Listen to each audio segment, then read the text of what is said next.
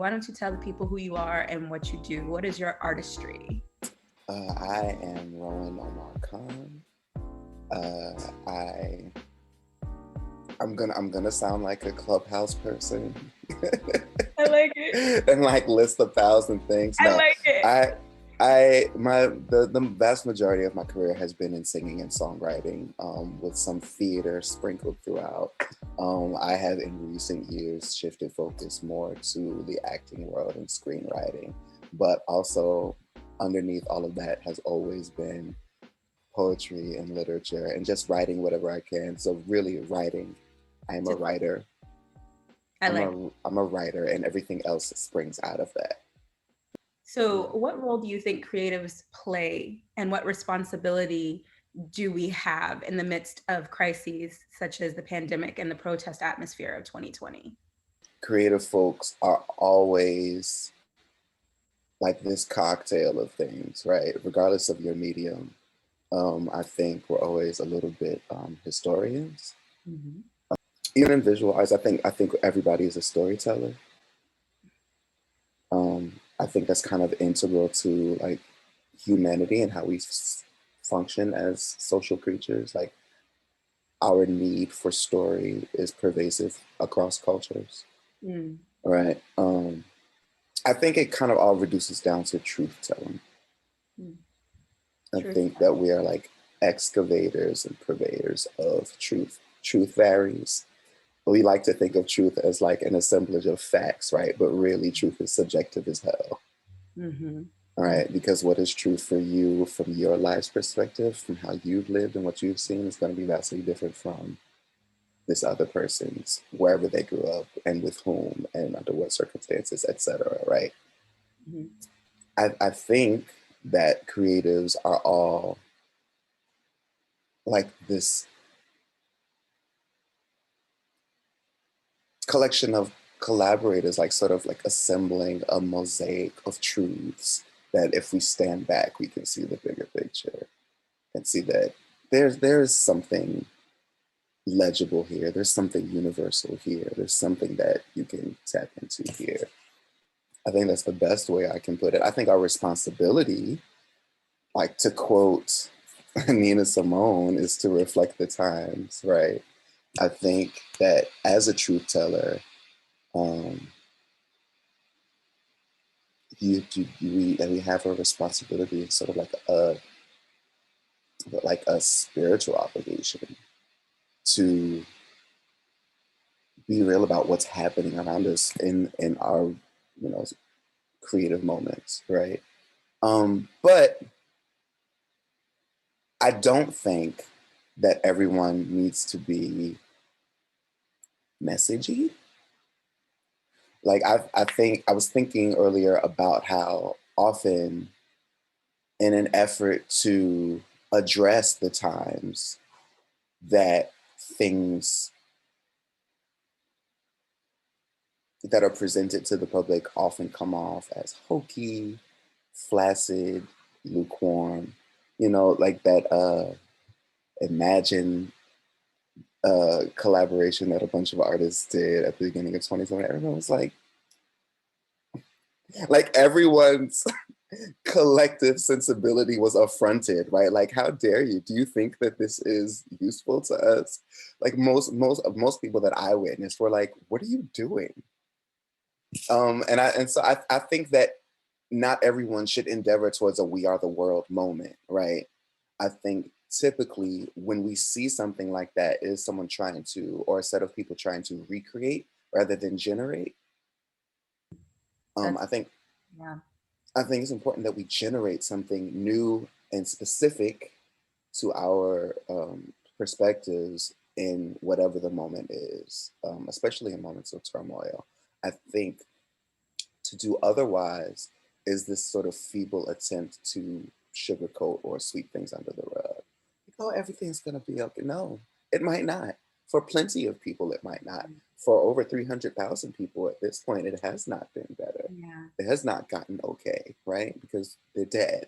So I think the responsibility of the artist is to thoughtfully and intentionally tell the specific truth about the moment or the times that they are creating in. One of the things that you said in your article that I admittedly have borrowed, but I name dropped. Somebody interviewed me like about a little over, oh, maybe the summer. Someone interviewed me, and I was like, I would describe it as mired. Shout out, like I legit dropped her name. I was like, listen, let me tell you what he said, and I think I really resonated with the thought of mired, but also you said both mired and you said mired in regret. Mm-hmm. And I want you to kind of talk a little bit more about what you meant by that. What does mired feel like? Maybe what was the impetus of it? And like, what about the regret? Like talk a little bit about that. I think I'm a tiny bit of a nature geek. So when I'm what brought the use of that term to mind was like just the experience of sort of like walking by a riverbank where the earth is sort of muddy, hard to get through. You definitely need boots, or like a marshland or something like that. I was thinking of the environment. The environment of 2020 was so swampy. It was so hard to navigate. You really have to put a lot of effort. Or for me, to put a lot of effort into lifting your foot up out of the muck to step it forward to make any progress, right? It's just this thick, viscous, kind of clinging, uncomfortable, probably cold, sort of just thing that impedes motion, period, but certainly progress forward, like anything that feels like forward movement. Um, it's this thing that you can get through because you're not stuck in cement, right? It's just muddy earth, right? It's just mud. It's not cement, but it's still hard. And it's like the climate, the environment of 2020 just brought everything into stark relief. It it was a spotlight, and it is. Like the energy of 2020 persists for sure to this very moment in which we're speaking.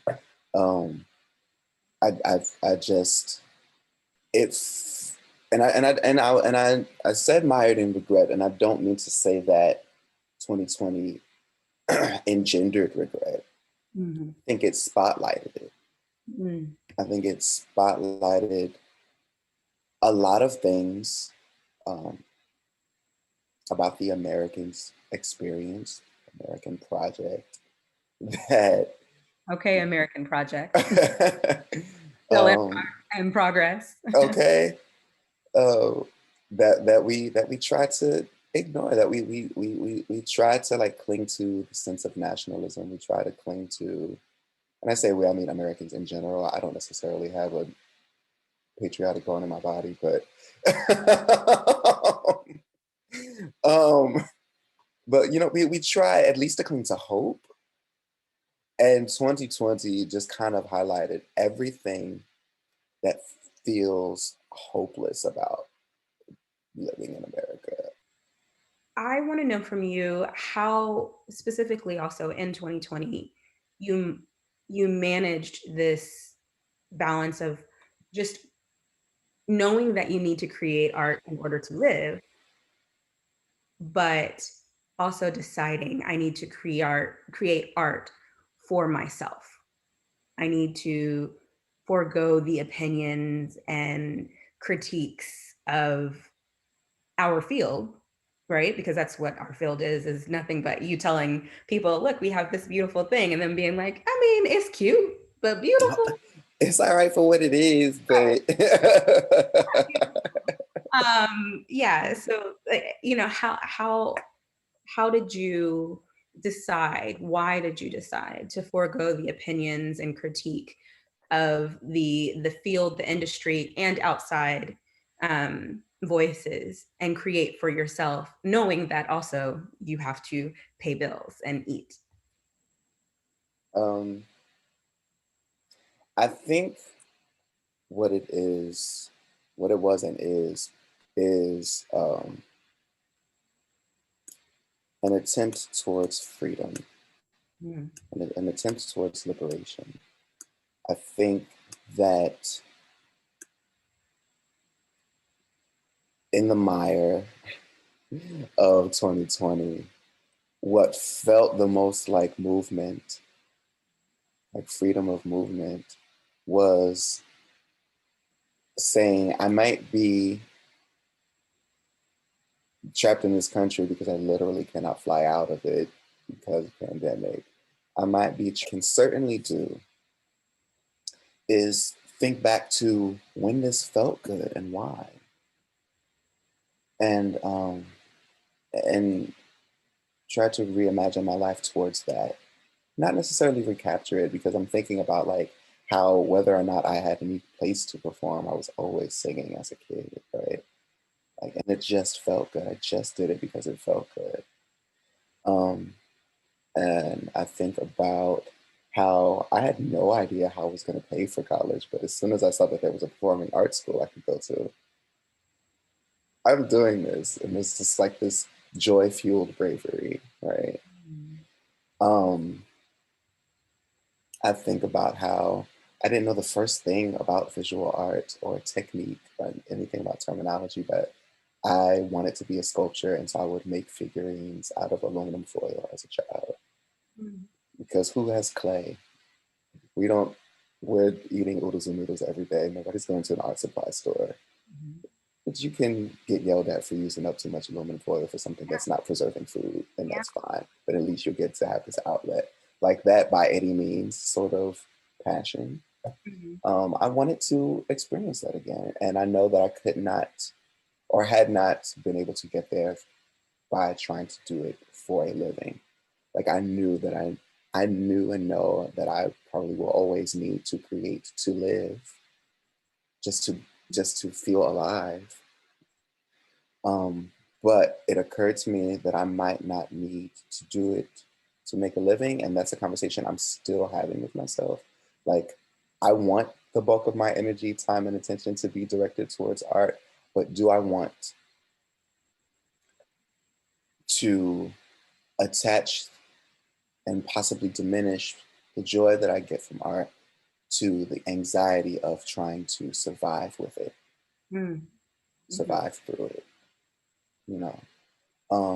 And like I said, I'm still having that conversation with myself. I have made movements back towards it. I've been like submitting for fellowships. I've been, you know, getting some writing gigs, etc. Um, I have not auditioned for a single thing, acting or singing or anything, voiceover, nothing. I'm like, no, I don't want to. Why don't you, for when you get back to releasing art into the world that we can all see and hear, why don't you tell the people how they can find you?